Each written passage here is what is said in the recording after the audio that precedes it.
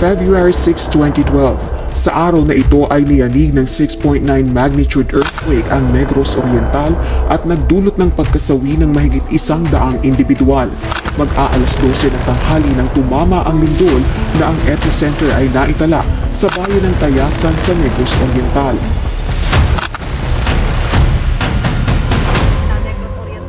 Hapon na nang mapasok namin ang bayan ng Tayasan sa Negros Oriental. Taong 2012 na mangyari ang hindi inaasahang pangyayari na humipog sa mga tao ng Tayasan sa Negros Oriental. Nangyari ang hindi inaasahan alas 11 ng umaga ng tumamang isang napakalakas na lindol na halos 6.8 magnitude na lindol. And the question is, kumusta na kaya sila? Kumusta na kaya ang bayan na ito? And for today's video, we're going to explore the cemetery na apektado rin sa lindol.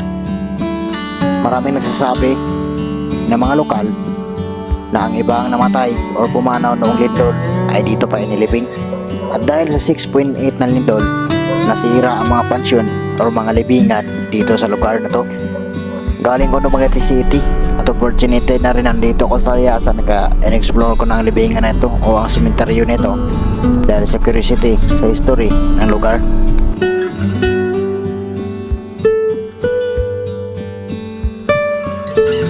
What up guys?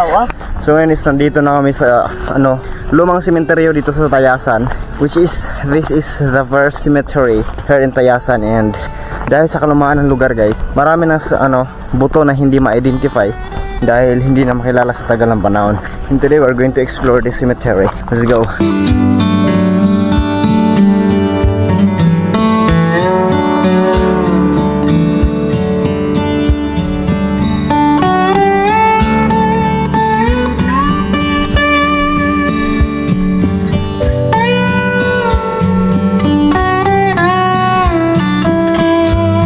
Tagal ang panahon guys na naging sementeryo tong lugar na to is yung ibang libingan is nasira na. Ngayon may bitak na guys, diba? Yung kabila guys, tingnan natin. So yung lugar na to guys, naging sementeryo to I think mga 90s or 80s pa guys, kasi nga ito yung lumang sementeryo dito sa Tayasan. And ngayon still working pa rin guys, pero yung ibang pansyon or ibang kabaong is na siya, nasira na guys. So pupuntahan namin yung pansyon guys, di na ginagamit. So dito tingnan nyo, sira na guys.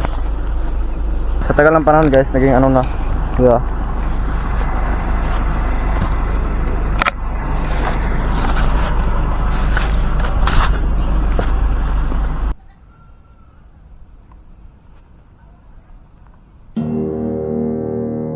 Dahil sa tagal ng panahon at apektado ang lugar noong lindol, ay nasira ang mga pansyon at hindi na rin naalagaan ng mga pamilya nila yung kanilang libingan.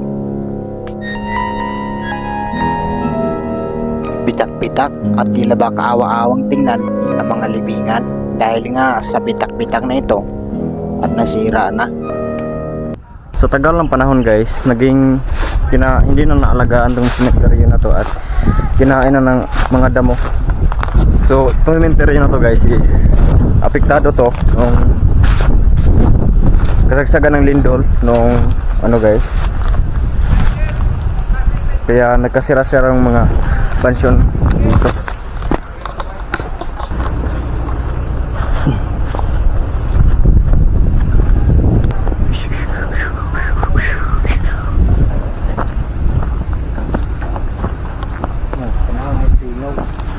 Linog daw, iba na bukog. Ayun ang mga suhon natin.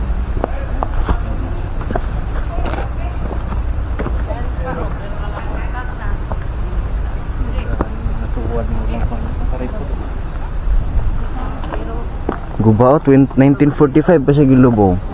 Pero uuwi na kami guys. Basurihan. That is our exploration for today's video. Tintad ko ninyo. Let's go. Kapag kalikasan na talaga ang maningil sa atin ay wala talaga tayong magagawa. at hindi natin alam kung bakit ito nangyari at tanging may kapalamang ang nakakaalam. Ayon nga sa isang famous quotes ni Janet Rakin, "You can no more win a war than you can win an earthquake." Ibig sabihin wala talaga tayo magagawa kung ang kalikasan na ang kumilos. Yun lamang mga kaibigan at huwag natin kalimutan, laging tandaan, success beyond sacrifice. See you next video. Just please comment and subscribe in the channel. Help me reach 1,000 subscribers in this years. God bless. Peace out.